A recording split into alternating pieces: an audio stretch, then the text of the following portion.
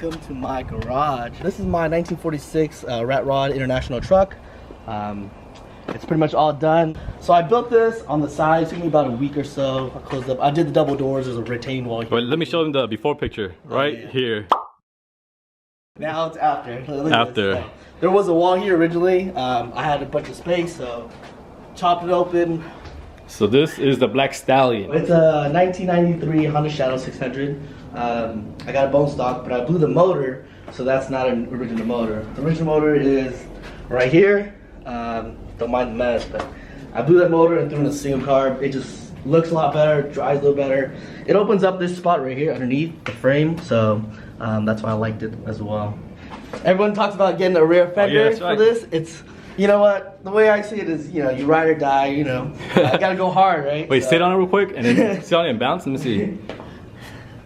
So that's how close it gets, everybody. When I hit a bump.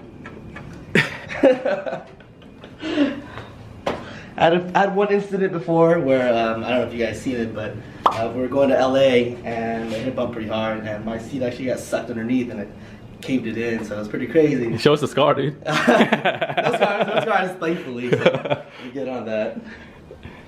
Damn, what's this? This is a little go-kart that I got for my niece. Actually, she can't drive it, so I pretty much play around with it. Got it for Christmas, but it's not bad. It's a little, you know, it goes about 10 miles an hour. It's not too bad.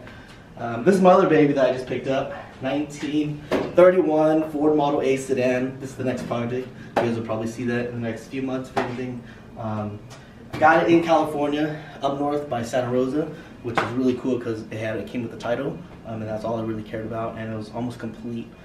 So this is the bad boy here. What's your plans for it? I'm gonna chop this thing super hard, maybe like a 7-inch chop, go real low, just rat rod it out, just like that thing. I mean, I love the rat rod look. It's dirty, it's grimy, it's just hardcore, you know. Plus, I don't waste all the money on paint, right? Plus, waste money on paint, so. What's how about suspension? You gonna static or air? I'm gonna go airbags in the rear and then static in the front. A lot of people do airbag. A lot of people have that set up just because it's harder to do airbags in the front. It's a lot of work. Is there a motor in here? There is a motor in here, yeah. I'll move that stuff out.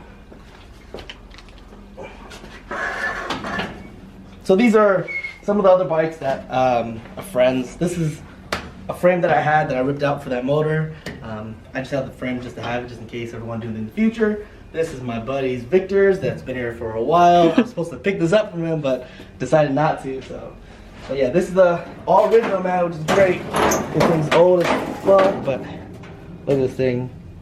It's great. Like I said, it's mostly complete. That's why I picked it up. The guy that I picked it up from was from Santa Rosa. He went to he was in the Vietnam War. He came back, did his service, and was kind of planning on working on this, but he just left it in front of his house. So I don't know if you guys know Sacramento pretty well, but big open land. He pretty much parked this right in front of his house, the front door. So nobody saw it. Nobody knew what it was. And I got lucky because I found it on Craigslist. He posted it up, and I picked it up within the few hours. So I got lucky with that. So I pretty much redid all this when I did the shed and put up some lights. I made a workbench and I wanted something pretty sturdy, so I did all 2x4s on the bottom. I have a little bit of sheet metal here just for like welding and just like metal stuff. I'm probably gonna get another plate on top of it just so when I throw stuff down it doesn't get damaged. I YouTubed a bunch of stuff before. Wait, this is the welder that we used to weld on, huh? Banger days. Yeah, man, this is the original OG welder that I got from, I think, Young. What, 150 bucks online, right? No, he got it from, I think, Harbor Freight. No, the Northern tool right here. I don't know, I traded Young something for this. Oh, really? Okay, yeah, never mind. so Young, we traded something out and he was like, take this welder. I was like, all right, cool. It's a flux core, yeah. It's a flux. It's not bad. I mean, it gets the job done. Yeah. It's really good for practicing or just starting off. So that's what I learned on. I'm pretty good at it, not too bad. So other than that, I have like miscellaneous stuff up here. Some of this is like my HVAC stuff for work because I'm a contractor, like I said, for heating and air conditioning. But yeah, and then I have a drill press from Harbor Freight. Don't hate. You don't need expensive tools to make cool stuff. Exactly. Right, just whatever's affordable, whatever works. The bits are most important though. You gotta get good bits or you just burn them up big time. Where'd you get yours? My bits? All online. Online? Yeah, I bought everything online, so it's the best thing to do. So, other than that, but I have a bunch of tools and miscellaneous stuff. I'm still kind of cleaning up, not too bad. So this chop saw I had for work, and it was a lifesaver. It pretty much built this whole shed for me. So I YouTubed a bunch of stuff before building this, like what ways to make a bench, a workbench. Some people put plywood, but it's too thin. Yeah. So I did all 2x4s. No, it looks good. It looks solid. Yeah. Solid. You can throw anything on top of that and it won't flex or anything. So just threw a little bit of stuff up there as well. Goddamn. This is hella big. So I knew these would work, but these are amazing zip ties as well. As any of the barber guys, I saved a life for them sometimes. That's more like kidnapping or something. Yeah. It's huge. It's not bad. So over here is just some more motorcycle stuff. Also a rear differential for the Model A. It's a Ford 9-inch. I'm just kind of prepping stuff, get parts for that thing, so when it's ready. I'm not doing a lot of the work. The body, I'm not a master sheet metal guy, so my boy is actually gonna do it, but he's gonna start in late May, so that's when I'm gonna give it over to him. So, but I'll put most of the stuff together, like motor, some of the wiring, things like that, things that we can do.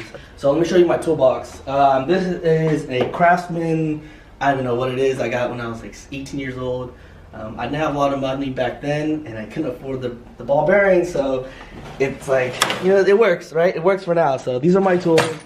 I have almost like doubles and triple sets of everything just after all the years of accumulating stuff. Sockets, wrenches. I mean, it's nice to be kind of organized. Don't worry, there's miscellaneous stuff and just like a bunch of other things. Electrical, more random stuff. A Dremel, you always need a Dremel. Dremel is actually really important, guys. Same with a cutting wheel.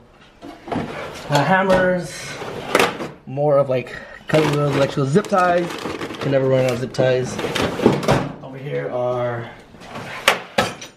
ratchets, screwdrivers, Allen wrenches, more wrenches.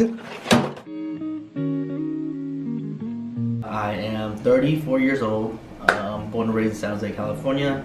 I am a HVAC contractor for about 12 years now. I like working with my hands, obviously. So I am an HVAC contractor, and I was referred to young from a friend of mine. So when I came out there and gave him an estimate, he popped open his garage, I saw his bikes, and I was like immediately in love. I told him, I did the estimate, I straight told him, I was like, hey, I'll do your job for you if you swap me out for this bike. And I didn't really know him that well, but he said, nah, he's not cool, but he will help me build one.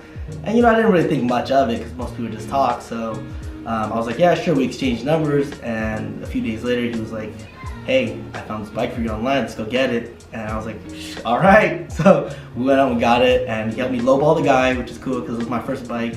That building, I started off with street bikes, but starting off with bobbers, it was with Young, so that's how I met. And then once I got in with that, he just introduced me to the rest of the guys, which was about 8 or 9 of us actually. It was the same concept. He just had friends of friends that just liked the bikes, and we all started building our bikes all at the same time. It took me about 3 weeks, maybe about 4 weeks if anything, and that was mostly after work and on the weekends. We started off this a long time ago, so with me and Young, we pretty much built the whole bike by hand. All the bolts, like the seat brackets and all that, we built it by hand. So that was before they had brackets now, which is a lot easier. But back then it took us a while. But now there's more access to everything online. I started off just because of Young. He had a Honda Shadow originally, and I loved the look of it. So when he found one for me, when I first saw it, I didn't think it was the same bike. It was the ugliest bike I've ever seen. I was like, how was Young's bike the same bike as this stock one? So, but I believed in him. So it was really affordable at the time. Right now the market price is a little bit high. They're just more common, that's why. But back then they were really cheap, really easy to work on, and you can pretty much find them anywhere online for pretty good. So. Born Free show was one of the best rides of my life. We took it down Highway 1. It's gorgeous. If you haven't taken that route, it's amazing. It's gorgeous. It was fun. Best time riding. I pretty much rode almost all the way. And if you haven't seen my bikes, I'm really hunchback on my bike. So everyone thinks my back's gonna hurt, but it wasn't too bad actually. I'm a short guy, so and I work out, so it's cool. So it's not too bad. The only scary parts were driving back home at night. It's crazy because we're on a hardtail, so on Highway 5, there are a bunch of potholes from like truckers and stuff. So when you're riding, going 80 miles an hour, and you hit that pothole, your bike flies in the air. You see your headlights swinging back and forth, and you're wobbling. You're having the death wobbles. It's crazy. But other than that, it was great. It's the best ride I've ever had. How long did it take you guys to get from San Jose to LA? It took us about like 12 hours from San Jose to LA, just because the tank's small. We had a lot of issues as well. Our first time at least, we had a lot of issues. The more we went, the more it was pretty easy, but it's still a long ride. It's like 12 hours. So if you're looking for a good long ride, Highway 1, dude, and all the way down to LA, it's great. I recommend that. Yeah, I actually had 2 really bad close calls. The first one was when we just started riding. I always rode in the front, right next to Young in the front area. And when I'm riding, I always look back to make sure the rest of the guys were good, which is a stupid mistake. So we were riding, and Young was making a left turn, and I didn't know. So I looked back real quick to make sure it was cool, and looked forward, and the next thing you know, I hit the guy in front of me, and my bike flipped, and I was rolling, and I ride with a peanut helmet, so I was just rolling like this, and I got up, and I just remember when I was rolling, I saw my bike flipping left and right. It was crazy. But I got up, I had a few scars on my arms. It wasn't that bad. We were probably going to be like 10 miles an hour, but I thought my bike was trash because I just remember seeing it flipping. And when I got back to my bike, the only thing that was wrong was my handle, my clip-ons moved a little bit. Other than that, there's like a dent on the tank and something small. But I recommend don't look back back at your guys, to worry about yourself. So even if it was for a split second, it was crazy. The second time was when we were right down to LA. I hit a big pothole, and you guys see my fender, my rear seat, I have no fender, and it hit a bump, and I came down pretty hard on it, and my rear seat got sucked into the tire, and it pretty much pulled me back on it. I just hit the bump, I landed, and there was a bunch of smoke. Everyone behind me thought I crashed or something blew up because it was just crazy. So pulled over, looked down, and my seat was just eaten up by my rear seat. So I fixed it. I don't want to run a rear fender. I love the way it looks. It looks really mean, raw, so that's why I don't ride one. I have my moments really. It's hard to get everybody together, but after like a hard day of work, you're stressed, you just get on the bike and ride. It doesn't matter who you're with or where you go, you just ride, and it clears your mind, helps you think. So it really depends. Big groups is cool every here and there, but it just draws too much attention sometimes. And when you're by yourself, you can go anywhere you want. You can go, as fast as you want. You know what I mean? That's the pros and cons to it. So it's about 50-50 if anything. I always love riding my boys though. Don't get me wrong, but I'm pretty much done with my Honda Shadow. I'm done with my Rat Rod too, besides the chop. But I love the Honda Shadow. I don't want to mess it up. It's weird because a lot of people in the group, especially Mr. Sunmai, Mr. Lnsplt, changes his bikes all the time. He just doesn't like to keep the same look, and that's cool. It's just not my style. I love the look of my bike, and I always think it's gonna be like a classic where, it would never really go out of style or anything. So I'm pretty much done with my bike. I want to get another bike. It's in the works because bike's a little bit easier to build, or a little faster to build than Model A. So my cousin does have a BMW R100. You can look it up. There's some pretty cool ones online. I'm gonna change it up. Instead of turn it into a cafe, I was thinking about doing a bobber style. So that might be in the future. We'll see. If you just build your bike, online community is great. Like I said, it's great because now these days, online is so big. You can connect with people right away. Just be friendly. Just talk to people. Just get your bike up and running. Get your style down. Also, if you have friends or anything, they kind of help you push each other, right? I didn't get this garage built as fast as I wanted to. Son Mai actually helped me out, Mr. Lnsplt himself. He talked about, hey, won't you do this shed on the side of your house? And I was like, you know what, it's a great idea. So, I busted my ass off, I built this, and now it makes me more motivated to work on stuff. So being organized helps a lot too. When things are clean, it makes you want to do stuff. So just start working on your bike, and if you have any questions, online community is great for that, especially Lnsplt guys. We're all here to help. Pretty much everyone online is pretty friendly. So.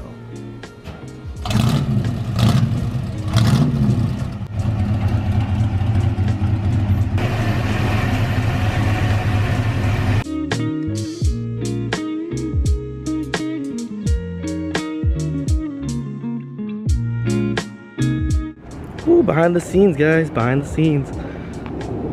Where are we? We are at Japanese Garden. He wants me to drive forward more, so let's put POV action right here.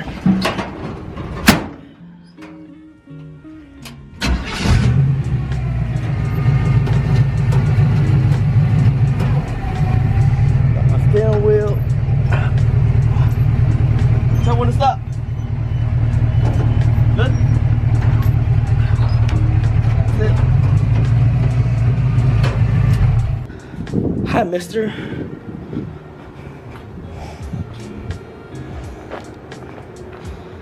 Last registered 1976. Look at that. So we just got busted for shooting without permit.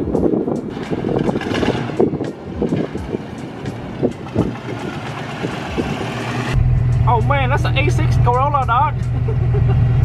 A6 Corolla.